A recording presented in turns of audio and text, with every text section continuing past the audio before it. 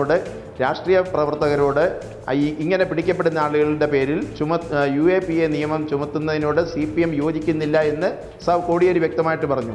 ഞങ്ങളും അത് തന്നെയാണ് പറഞ്ഞിട്ടുള്ളത്. പക്ഷേ ചുമത്തി കഴിഞ്ഞപ്പോഴാണ് അങ്ങനെ വീണ്ടും വിചാരം വലിയ രീതിയിൽ വാർത്തയാവുകയും വലിയ പ്രതിഷേധങ്ങൾ ഉയരുകയും ഒക്കെ ചെയ്തു കഴിഞ്ഞ ശേഷമാണ്. അല്ല, ഞങ്ങൾ അതാണ് ഞങ്ങൾ പറഞ്ഞത്. ഞങ്ങൾ അതാണ് ചൂണ്ടിക്കാണിച്ചത്. ഇവിടെ ഉണ്ടായ സംഭവം രണ്ട് പാർട്ടിയുടെയും നിലപാട് UAPAക്കെതിരാണ്. എന്നാൽ ഉണ്ടായ സംഭവം അതിൽ നിന്ന് വ്യത്യസ്തമാണ്. അതാണ് ഞങ്ങളുടെ അഭിപ്രായം പറഞ്ഞത്. മൂന്നാറിൽ കയ്യേറ്റം നടക്കുന്നു. ആ കയ്യേറ്റം നടക്കുന്നതിനെ ഞങ്ങൾ കോടിയേരി എതിർക്കുന്നു.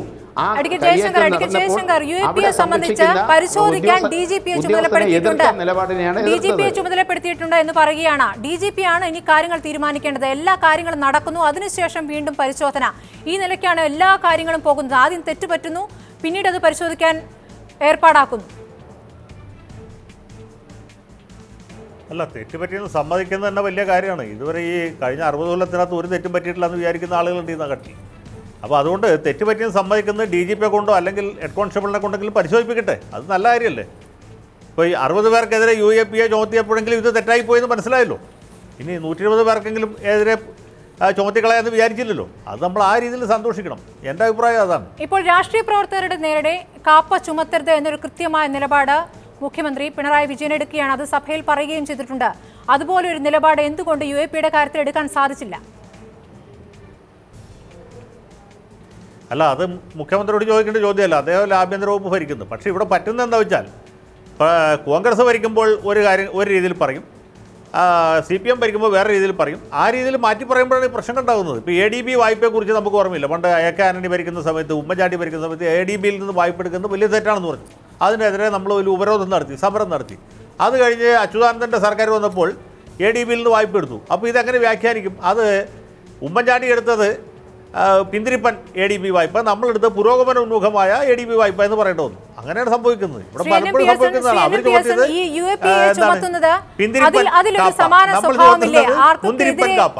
ആർക്കെതിരെ UAPA ചുമത്തുന്നു എന്നുള്ളതിലും ഒരു സമാന സ്വഭാവമില്ലേ? കമൽ C ചവറ, നദി തുടങ്ങിയ ആളുകൾക്കെതിരെയാണ്, അതുപോലെ മുണ്ടൂർ രാവണ്ണി എന്നിവർക്കെതിരെയൊക്കെയാണ് UAPA ചുമത്തിയിട്ടുള്ളത്. അതിനൊരു സമാന സ്വഭാവമില്ലേ? ഈ സർക്കാർ വരുന്ന ഘട്ടത്തിൽ മുഖ്യമന്ത്രി പിണറായി വിജയൻ പ്രധാനപ്പെട്ട സ്ഥാപനങ്ങളിൽ എഡിറ്റർമാരെ വിളിച്ചൊരു യോഗം ചേർന്നിരുന്നു. അന്ന് അദ്ദേഹം പറഞ്ഞതായി പറയുന്ന ഒരു കാര്യമുണ്ട്. സഭയിൽ പ്രാതിനിധ്യമില്ലാത്ത രാഷ്ട്രീയ പാർട്ടികളുടെ വാർത്തകൾ നിങ്ങൾ കാര്യമായി കൊടുക്കരുത് എന്ന് അദ്ദേഹം അഭ്യർത്ഥിച്ചു അത്രേ. അതിനർത്ഥം സർക്കാരിനെ വിമർശിക്കുന്ന മറ്റ് സംഘടനകൾ അവരെ ഏതെങ്കിലും വിധത്തിൽ നിയന്ത്രിക്കുക എന്നുള്ള ഒരു തീരുമാനം കൃത്യമായും സർക്കാരിനുണ്ട് എന്നുള്ളതാണ്. ഇപ്പോൾ സമാനമായ സംഭവങ്ങൾ തുടരെ ഉണ്ടാവുകയാണ്. ഏറ്റവും ഒടുവിൽ മഹിജയുടെ സമരത്തിന് പിന്തുണ പ്രഖ്യാപിച്ചവർക്കെതിരെ എടുത്ത നടപടിയടക്കം. അല്ല, ഇത്തരം നടപടികൾ ഒറ്റവാക്കിൽ ഞാൻ പറയുകയാണ്, അതെല്ലാം തന്നെ ജനവിരുദ്ധമായിട്ടുള്ളതും ജനാധിപത്യ വിരുദ്ധമായിട്ടുള്ള സമീപനങ്ങളാണ്. ആ സമീപനങ്ങളല്ല കമ്മ്യൂണിസ്റ്റ് പാർട്ടി സമൂഹത്തിൻ്റെ മുന്നിൽ ഒരു മാർഗദർശനം പോലെ വെക്കേണ്ടത്. UAPA ചുമത്തുന്നത് ആർക്കെതിരെ എന്ന് പിന്നെ സ്മൃതിയോട് ചോദിച്ചു. സ്വാഭാവികമായിട്ടും CPMനെതിരെ നിൽക്കുന്നതായിട്ടുള്ള മുഴുവൻ ആളുകൾക്കെതിരെ അത് ചുമത്താം എന്ന് പറയുന്ന വളരെ സങ്കുചിതമായിട്ടുള്ള അഭിപ്രായത്തിൻ്റെ അടിസ്ഥാനത്തിലാണ് അത് ചുമത്തപ്പെടുന്നത്. അങ്ങനെ പാടില്ലാത്തതാണ്. UAPA ചുമത്താൻ പാടില്ല എന്നുള്ളതാണ് CPMൻ്റെ നയം എന്നുള്ളതിൻ്റെ പേരിൽ ഒരാൾക്കെതിരെയും അത് ചുമത്താനായിട്ട് പാടില്ല. നമുക്ക് എപ്പോഴും സംഭവിക്കുന്നൊരു ദുരന്തം എന്ന് പറയുന്നത് ഈ ഡബിൾ സ്പീക്കാണ്. ഒരു ഇരട്ടത്താപ്പ് എന്ന് പറയുന്ന എല്ലാ മേഖലയിലും ഉണ്ടാകുകയാണ് ചെയ്യുന്നത്. ആ ഇരട്ടത്താപ്പാണ് ഈ രാഷ്ട്രീയ പ്രസ്ഥാനങ്ങളെ വലിയ പടുകുഴിയിലേക്ക് വലിച്ചെറിയുന്നത്. ഒരു കാരണവശാലും അത്തരത്തിലുള്ള സമീപനങ്ങൾ പാടില്ല എന്ന് എപ്പോഴാണോ ഇവർക്ക് തീരുമാനിക്കാനായിട്ട് കഴിയുന്നത്, അപ്പോൾ മാത്രമേ അവർക്ക് രക്ഷപ്പെടാനായിട്ട് കഴിയുള്ളൂ. സഭയിൽ പ്രായത്വമില്ലാത്തതായിട്ടുള്ള രാഷ്ട്രീയക്കാരൊക്കെ തന്നെ ഒരു കാരണവശാലും രാഷ്ട്രീയം പറയാൻ കൊള്ളാത്തവരാണ് എന്നുള്ള പ്രഖ്യാപനമല്ലേ യഥാർത്ഥത്തിൽ അതിൻ്റെ അകത്തുണ്ടാവുന്നത്. അതെങ്ങനെയാണ് ശരിയാവുന്നത്? എങ്ങനെയാണ് ജനാധിപത്യ സമീപനമായി തീരുന്നത്? എങ്ങനെയാണ് കമ്മ്യൂണിസ്റ്റ് സമീപനമായി തീരുന്നത്? കാരണം എന്നാണ് കമ്മ്യൂണിസ്റ്റുകാരെല്ലാം ഈ പ്രതിനിധി സഭയിലൊക്കെ വരാനായിട്ട് തുടങ്ങുന്നത്? അല്ലെങ്കിൽ ഇന്ത്യയിൽ എത്ര സംസ്ഥാനത്ത് കമ്മ്യൂണിസ്റ്റുകൾക്ക് ജനപ്രാതിനിധ്യമുണ്ട്? അങ്ങനെയൊക്കെ വരുന്ന സമയത്ത് ഈ കേരളത്തെ കണ്ടുകൊണ്ട് അഹങ്കരിക്കുകയും തിണ്ണമെടുക്ക് കാണിക്കുകയും ചെയ്യുന്നത് എങ്ങനെയാണ് നമുക്ക് അംഗീകരിക്കാനായിട്ട് കഴിയുന്നത്? അപ്പോൾ ഇന്ത്യയുടെ രാഷ്ട്രീയ സാഹചര്യത്തെ തിരിച്ചറിഞ്ഞുകൊണ്ട് ഇന്ത്യയിലെ പല സംസ്ഥാനങ്ങളിലും കമ്മ്യൂണിസ്റ്റ് പാർട്ടികൾക്ക് പ്രാതിനിധ്യമില്ല എന്നറിഞ്ഞുകൊണ്ട് ഇത്തരത്തിലുള്ള ഒരു കാര്യത്തിന് മുന്നിട്ടിറങ്ങാനായിട്ട് CPM നേതൃത്വത്തിന് കഴിയാൻ പാടില്ലാത്തതായിരുന്നു. ചില കേസുകളിലെങ്കിലും UAPA ചുമത്തേണ്ടതുണ്ട് എന്ന അഭിപ്രായം ഉയരുന്നുണ്ട്. ഇപ്പോൾ കൊടിഞ്ഞി ഫൈസലിന്റെ വധവുമായി ബന്ധപ്പെട്ട വിഷയം RSS നേതാക്കൾ കൊന്നപ്പോൾ അവർക്കെതിരെ UAPA ചുമത്തണമെന്ന് പറഞ്ഞു. ഇപ്പോൾ കാസർഗോഡ് മദ്രസയിൽ കയറിയുണ്ടായ ഒരു ആക്രമണം, അവിടെ ഒരു കലാപം ഉണ്ടാക്കാനുള്ള ഒരു ശ്രമം നടന്നിട്ടുണ്ട്. അവിടെ UAPA ചുമത്തണമെന്ന് പറഞ്ഞു. പക്ഷേ ആ ഘട്ടങ്ങളിലെല്ലാം സർക്കാർ നിശബ്ദത പാലിക്കുകയാണ്. അതേസമയം മറ്റ് വിഷയങ്ങളിലേക്ക് സമാനമായ കേസുകളല്ലാതിരുന്നിട്ട് കൂടി UAPA ചുമത്തി അതിലിപ്പോൾ മാറി ചിന്തിക്കുന്നുണ്ട് എന്ന് കരുതുമ്പോൾ പോലും ഈ കേസുകളിൽ UAPA ചുമത്തേണ്ടതെന്ന അഭിപ്രായമുണ്ട്.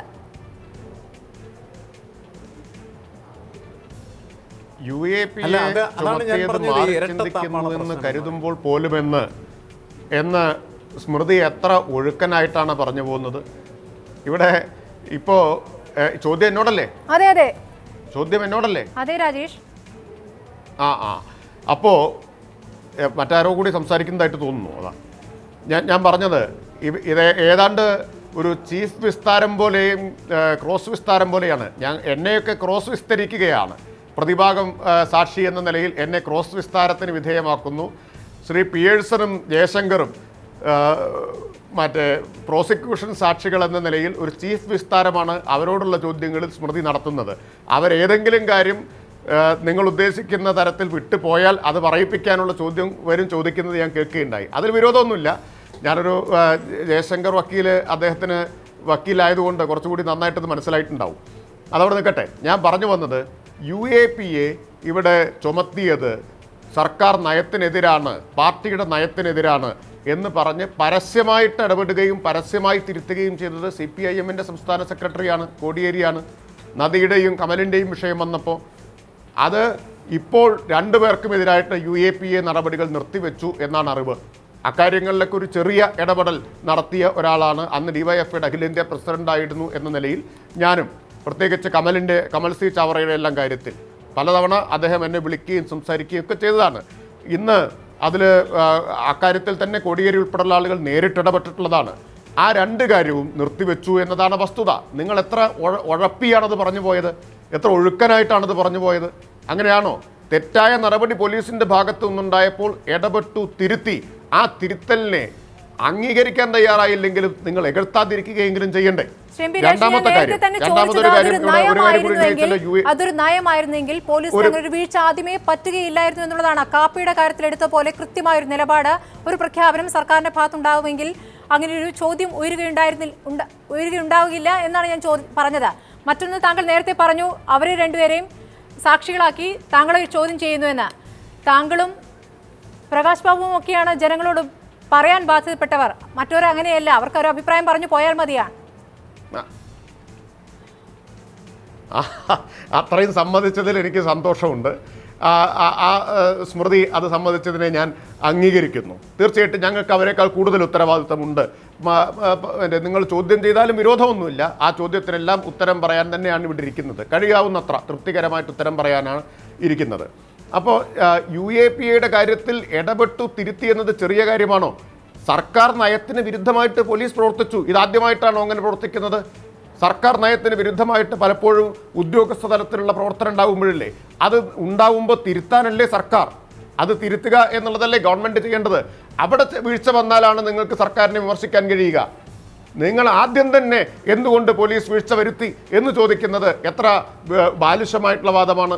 വീഴ്ച വരുത്തി എന്ന് ശ്രദ്ധയിൽ വന്നപ്പോൾ സർക്കാർ നയത്തിന് വിരുദ്ധമായി പ്രവർത്തിച്ചു എന്ന് വന്ന ആ സന്ദർഭത്തിൽ പരസ്യമായിട്ട് ഇടപെടുകയും തിരുത്തുകയും ചെയ്തു. അത് ശരിയായിട്ടുള്ള കാര്യമല്ലേ?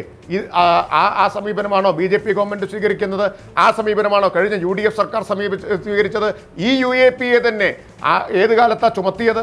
കഴിഞ്ഞ UDF സർക്കാരിൻ്റെ കാലത്താണ്, ഈ സർക്കാരിൻ്റെ കാലത്ത് ചുമത്തിയതല്ല. സ്മൃതി തെറ്റായിട്ടാണ് വ്യാഖ്യാനിക്കുന്നത്.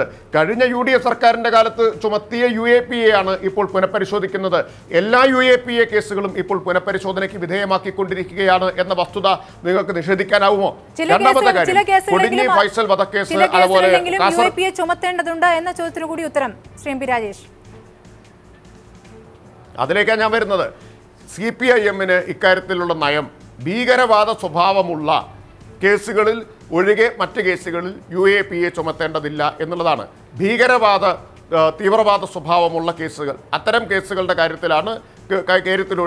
കാര്യത്തിലൊഴികെ മറ്റ് കേസുകളിൽ UAPA അല്ലാത്ത മറ്റു വകുപ്പുകളുണ്ട്. നിലവിലുള്ള നിയമാനുസൃതമായിട്ടുള്ള വകുപ്പുകളുണ്ട്. അത് ചുമത്തണം എന്നുള്ളതാണ്. അതല്ലാതെ ആ ഓരോരുത്തരുടെയും ഇഷ്ടത്തിനനുസരിച്ചല്ല ഇത്തരം കാര്യങ്ങൾ തീരുമാനമെടുക്കേണ്ടത്. ഒരു പ്രഖ്യാപിത നയത്തിൻ്റെ അടിസ്ഥാനത്തിലാണ്. ആ നയത്തിൻ്റെ അടിസ്ഥാനത്തിൽ ശക്തമായിട്ടുള്ള നടപടി ഇക്കാര്യങ്ങളിലെല്ലാം സ്വീകരിച്ചിട്ടുണ്ട്. ഇപ്പോൾ കാസർഗോട്ടൊക്കെ കാര്യത്തിൽ 24 മണിക്കൂറിനകമാണ് പ്രതികളെ പിടിച്ചുകൊണ്ടുവന്നത് എന്നാലോചിക്കണം. അതിനൊന്നും സർക്കാരിനെ നിങ്ങളാരും അംഗീകരിച്ചിട്ടില്ല അല്ലെങ്കിൽ പ്രശംസിച്ചിട്ടില്ല എന്നുള്ളത് അവിടെ നിൽക്കട്ടെ. ഒരു വലിയ വർഗീയ കലാപം ഉണ്ടാക്കാനുള്ള ഒരു പദ്ധതിയാണ് വളരെ സമർത്ഥമായിട്ട് പോലീസ് പൊളിച്ചു കളഞ്ഞത്. തിരിച്ചെത്താം. അടുത്ത ചോദ്യങ്ങളുമുണ്ട്. ഇതിൽ വളരെ കൃത്യമായി തന്നെ എം പി രാജേഷ് മറുപടി പറഞ്ഞിരിക്കുകയാണ്. ഇടവേളയ്ക്ക് ശേഷം മടങ്ങിയത്.